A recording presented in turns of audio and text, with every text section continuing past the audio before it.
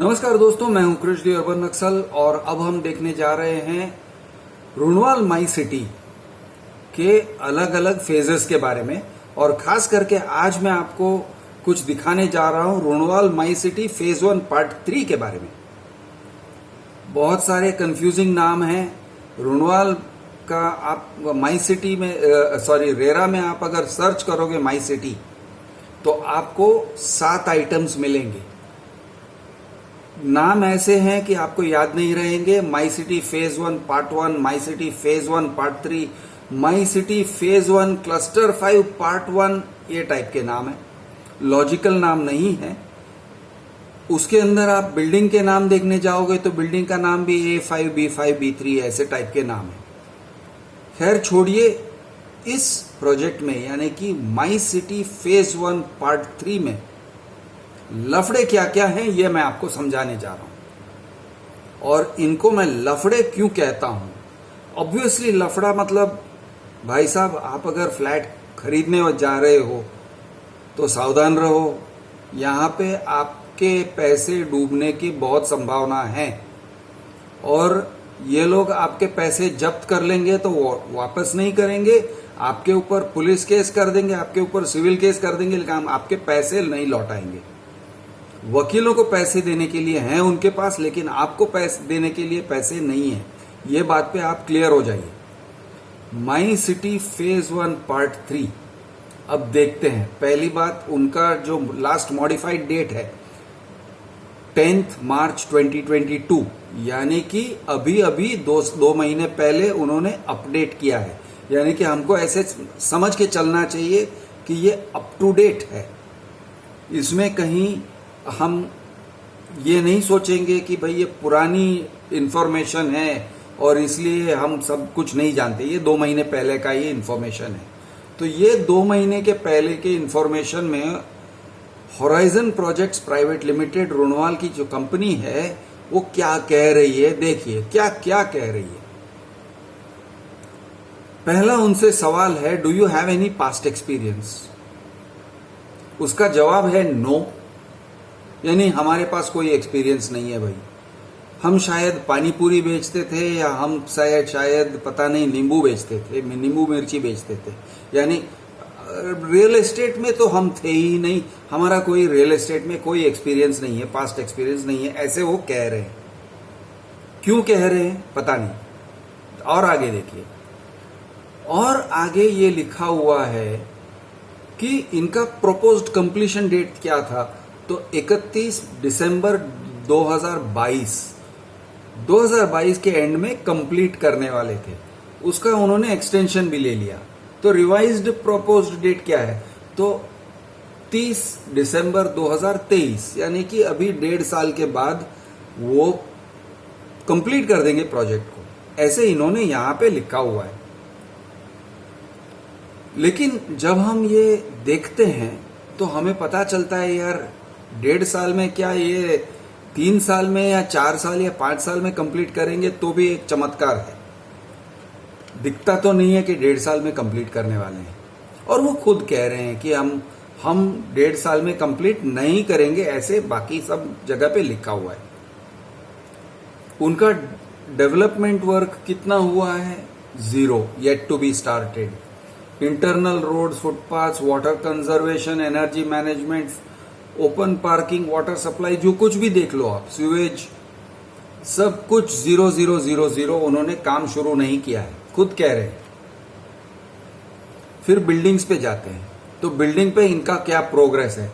तो पहली बात है कि इनके जो 4 बिल्डिंग सैंक्शन के लिए प्लान्ड था, उसमें 2 बिल्डिंग्स के सैंक्शन मिले हैं म्युनिसिपल कॉर्पोरेशन के, और 2 बिल्डिंग के सैंक्शन भी नहीं मिले हैं। ओके, वो खुद कह रहे हैं कि 2 बिल्डिंग का परमिशन तक नहीं है।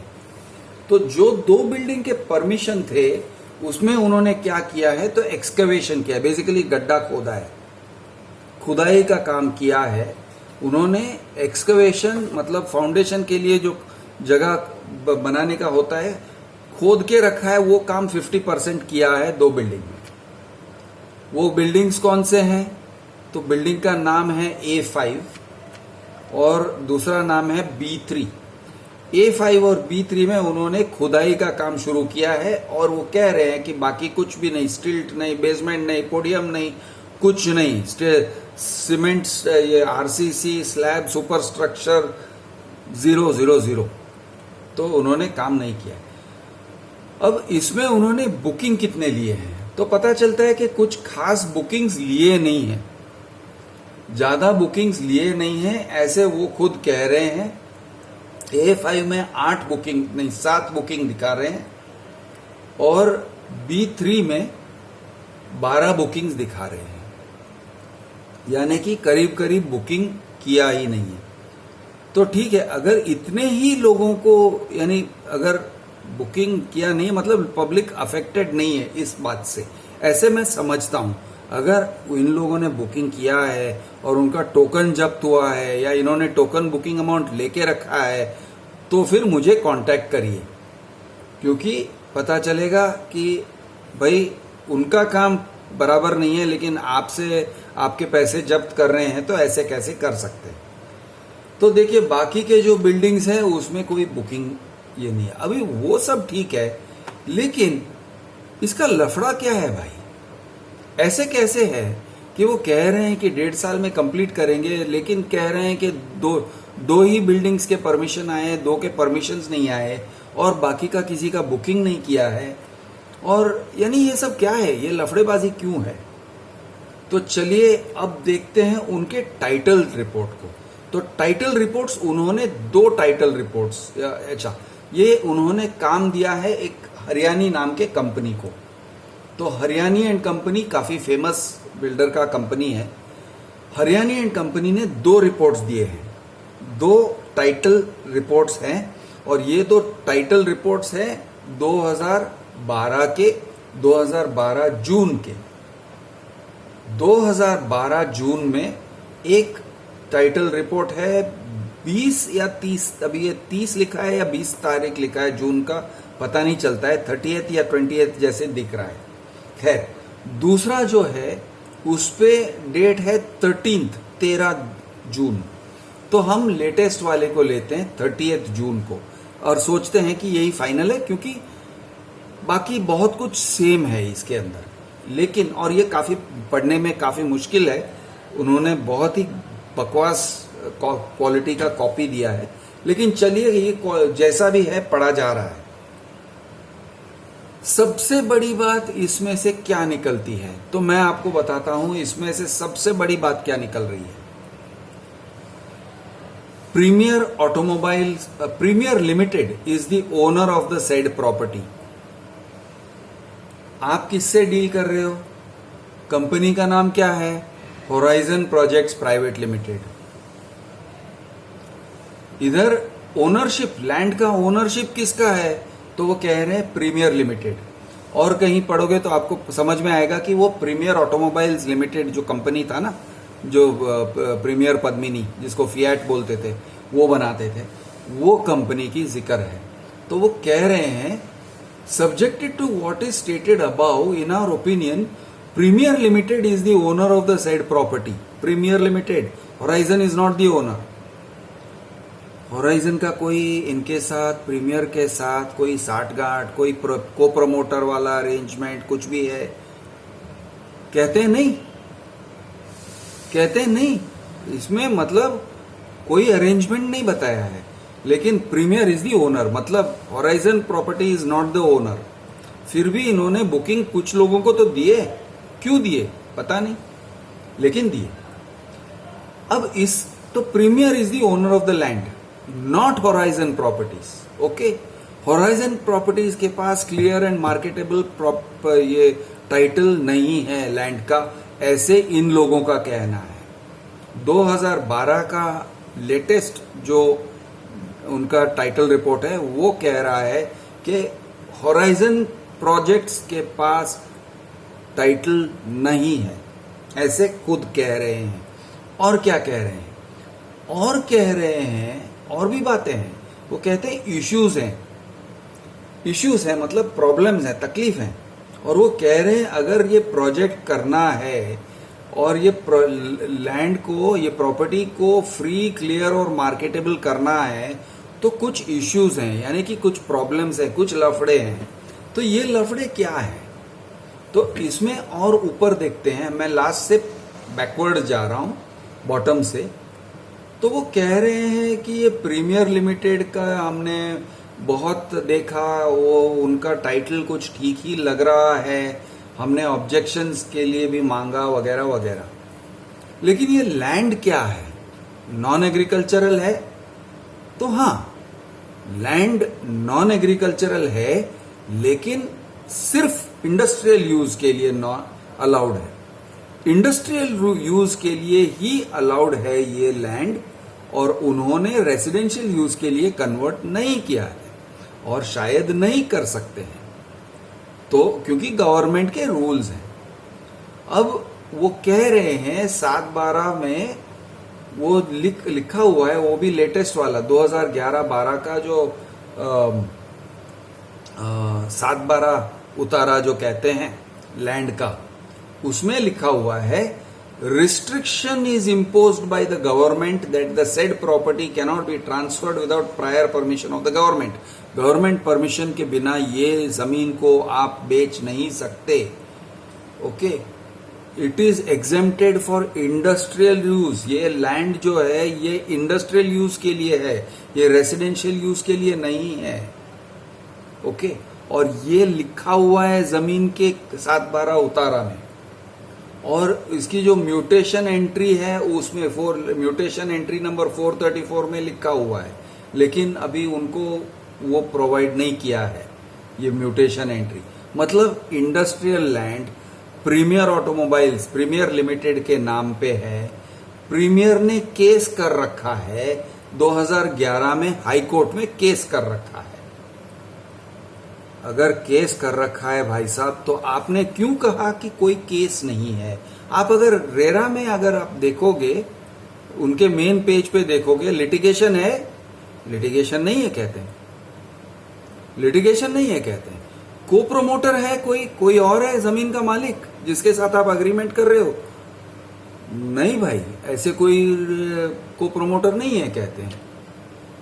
आपको एक्सपीरियंस है? नहीं, हमको एक्सपीरियंस भी नहीं है कहते हैं। हम बिल्डर नहीं थे, पता नहीं, हम पानीपुरी बेचते थे, हम चने बेचते थे, पता नहीं क्या बेचते थे, लेकिन हम बिल्डर नहीं है। Horizon projects private limited builder नहीं है, क्योंकि उसके पास किधर है एक्सपीरियंस? एक्सपीरियंस नहीं है, ऐसे वो कह रहे हैं, मैं नहीं कह रहा हूं। तो प्रीमियर ऑटोमोबाइल ने रिट पिटिशन करके रखा है 9701 of 2011 in High Court of Mumbai against State of Maharashtra and others, challenging the applicability of Urban Land Ceiling Act वगैरह वगैरह। लेकिन ये केस खत्म हुआ है ऐसे नहीं लग रहा है, क्योंकि अभी तक कोई टाइटल रिपोर्ट नहीं है, क्लियर टाइटल रिपोर्ट नहीं है, उनका काम नहीं हो रहा है, उनको सैंक्शंस नहीं मिले हैं, सिर्फ और सिर्फ खुदाई हुई है, आगे कोई काम नहीं हुआ है। इसका मतलब कि ये काम होने जैसे लगता तो नहीं है, और टाइम पर होने का तो बिल्कुल कोई संभावना नहीं है। इतना तो रेरा का डिटेल पढ़ के समझ में आता है। और पढ़ते हैं तो हमको पता चलता है, अरे प्रीमियर ने HDFC से लोन लिया था, जमीन को मॉर्गेज रखा था और उसको रिटर्न कर दिया और वगैरह वगैरह। तो सब प्रीमियर का लेन देन जमीन को लेके है। इसमें कहीं भी ऐसे दिखाई नहीं दे रहा है कि प्रीमियर ने होराइजन को बेचा, प्रीमियर ने होराइजन प्रोजेक्ट्स प्राइवेट लिमिटेड को जमीन बेचा है या रिलीज किया है या किसी टाइप का अग्रीमेंट किया है या कुछ भी किया है। कुछ भी नहीं है, कुछ भी नहीं है, उसके बारे में कुछ है ही नहीं। मतलब अभी ये काम ये लोगों ने ये प्रोजेक्ट डिक्लेयर किया तो किया कैसे भाई? और जितने भी बुकिंग लिए, 20 हो, 25 हो, 50 हो, 100 हो, जितने भी हो, वो बुकिंग्स लिए क्यों? आपने किस हिसाब से बुकिंग लिए? किस हिसाब से आपने परमिशंस लिए? किस हिसाब से आपने डिजाइन पास करवाया 2 बिल्डिंग्स के? कोई जवाब नहीं है। इसको कहते हैं कॉरपोरेट लफड़ेबाजी। और अगर होराइजन प्रोजेक्ट प्राइवेट लिमिटेड को लगता है कि मैं जो कर रहा हूं उनकी लफड़ेबाजी को लफड़ेबाजी कह के मैं कर रहा हूं, उनकी बेइज्जती और उनका डिफेमेशन, तो भाई साहब आप अपने काम को देखिए जरा, और इस काम का नाम क्या होता है आप खुद बताइए। इसको लफड़ेबाजी नहीं कहेंगे तो क्या कहेंगे? इस टाइप से पब्लिक को गुमराह करना, झूठ बोलना, रेरा को झूठ बोलना, कुछ भी कहीं भी लिखना, बिना बेहिसाब से लिखना, विदाउट अकाउंटेबिलिटी लिखना, ये क्या होता है अगर ये लफड़ेबाजी नहीं है? चलिए दोस्तों, अब हमने ये देखा होराइजन प्रोजेक्ट्स प्राइवेट लिमिटेड का एक फेज, ओके, रेरा का एक phase, my city phase 1 part 3, okay. आगे और भी देखेंगे, हम इसको एग्जामिन करेंगे। इन द मीनवाइल, अगर आपने माई सिटी फेज 1 पार्ट 3 में बुकिंग किया है तो खबरदार रहिए, आपको खतरा है। पूरी संभावना है कि ये प्रोजेक्ट में आपको फ्लैट पोजीशन नहीं मिलेगा और बहुत आपको रखड़ाएंगे। कोई संभावना नहीं है कि आपको टाइम पर फ्लैट मिलेगा, कोई संभावना नहीं दिख रहा है।